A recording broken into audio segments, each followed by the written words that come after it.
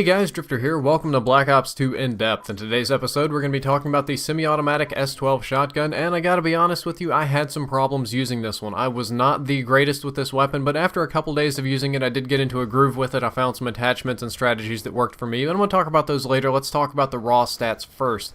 First thing, it is an 8-pellet shotgun. It shoots 8 pellets per shot. All of the shotguns in Black Ops 2, including the Executioner pistol, shoot this number, but I'm putting that in these episodes just for reference.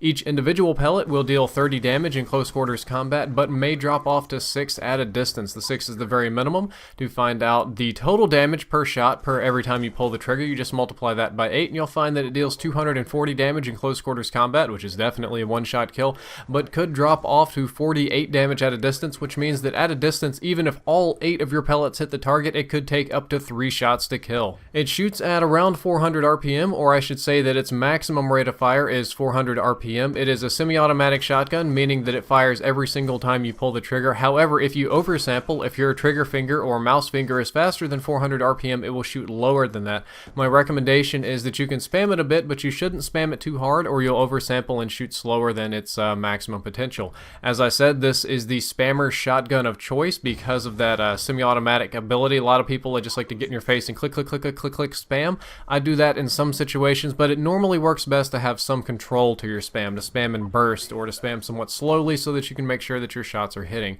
The maximum range on this shotgun, that would be the maximum range before your pellets completely disappear and won't be hitting anything, is 13 meters. With the long barrel attachment, your maximum range is 15 meters, and with the silencer, your penalty is really not all that bad at 11.5 meters. Because of this, the silencer is honestly not a bad attachment for this weapon, and the long barrel helps, but it doesn't help a lot. I've got a maximum one-hit kill range that I'm just estimating based on the spread of the pellets, how many are likely to hit, and the damage profile and that sort of thing, and how the average player is going to aim with it. And I'm going to estimate that for most of you guys, the maximum one-hit kill range is probably going to be about 7 to 8 meters, or just slightly less than that of the 2-hit kill range of the TAC-45. That is a very low one-hit kill range. It's only a little bit better than that of the Executioner, but this is a spammy shotgun, so of course they didn't want to really give it very high damage. The time to kill on this shotgun is both fast and slow. Up close, it kills in 1 or 2 hits. The 1 hit will be as fast as you can kill anything in the game, and the 2 hits is still very fast. However, at long ranges, because a lot of your pellets miss and because it's dealing low damage, it's going to have a very slow time to kill, because I've seen it take up to 6 or 7 shots to kill somebody. As astonishing as that sounds, that's true. So it has one of the fastest and slowest time to kills in the game, just depending on your pellet spread and how far away you are from the target. This shotgun actually does have some recoil. I've been talking about the pump actions a lot that have essentially no recoil because they shoot so slow. This one has a little bit of recoil. I'm going to call it moderate. It does tend to kick up, but it's semi-automatic, which makes it very, very manageable, and you can just pull down on your stick or pull down on your mouse, and the recoil is very easy to manage. It should not be a problem with this weapon.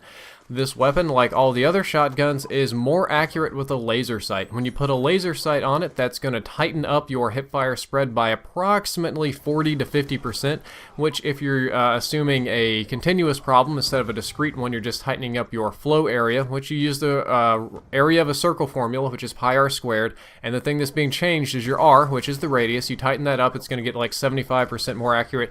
When you aim down sights, it's about 3 times tighter, so that's a 3 times smaller radius, and you do the same thing on the r squared, and it's about 89% more accurate. So it is very accurate when you aim down sights, more accurate with a laser sight.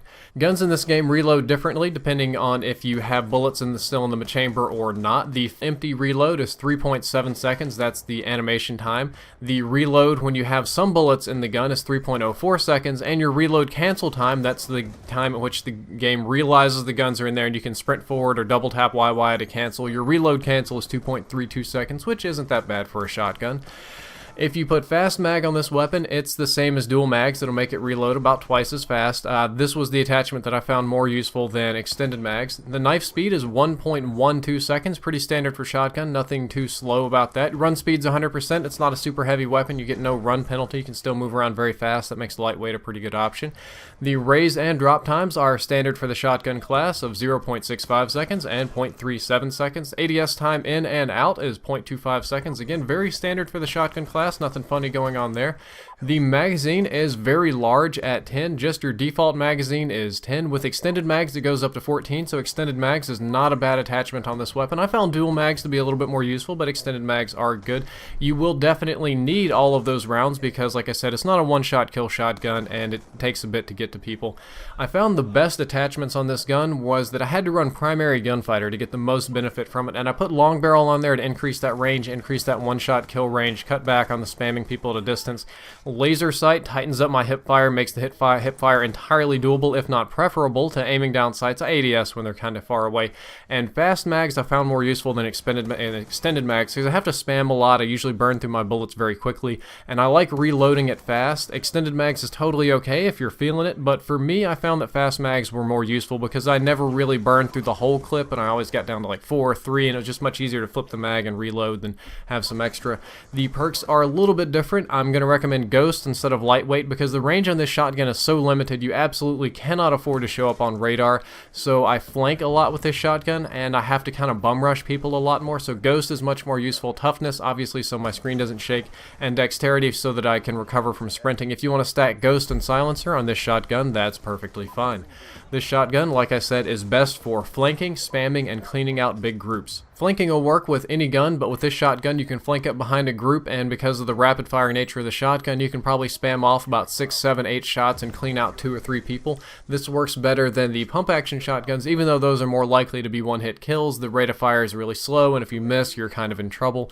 And it just works better on multiple targets than the pump action shotguns. I really feel this is more of a ground war kind of weapon, more of an objective kind of weapon, whereas the other ones are more just for killing people. Well guys, that's all for this episode. I hope that you enjoyed it, and I hope that you learned something useful. If you'd like to check out my previous episode on the KSG shotgun that shoots slugs, you can click the box on the left, and in a few days my next episode, which will be on Full Metal Jacket, will go live. You can click that box on the right.